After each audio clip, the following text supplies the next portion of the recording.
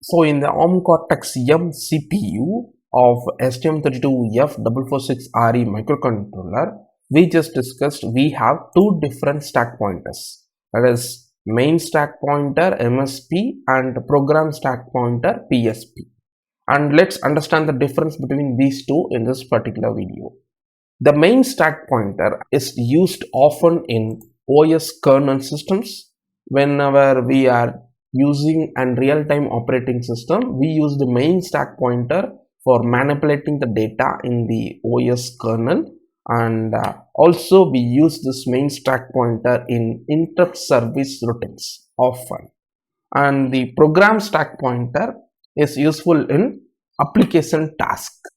By default, we are going to use the main stack pointer in the processor, and this particular main stack pointer is often used in handler mode. That is, even if you configure to use the program stack pointer, this particular main stack pointer is the pointer for the handler mode.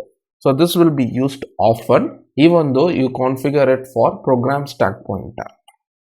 Let's take a control register that we discussed in the previous video, which is of 32 bits.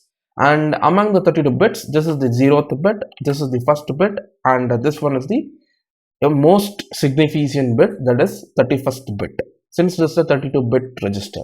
And in this particular control register of ARM Cortex-M processor, the bit number 1 defines which stack pointer we are going to use in our program in thread mode. If I give the value of 0 right over here, or by default it will be 0, configuring the usage of main stack pointer in your program.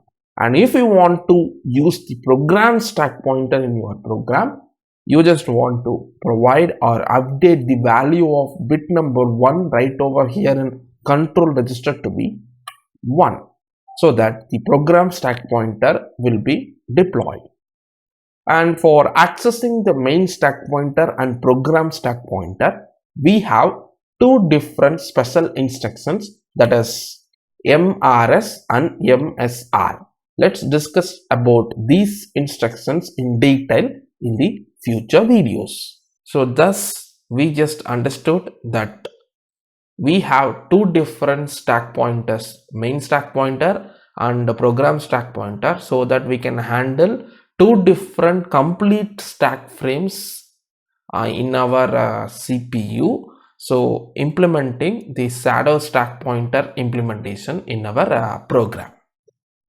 And in this video, I hope you understood the main difference between main stack pointer and program stack pointer. See you in the next video. Thanks for watching.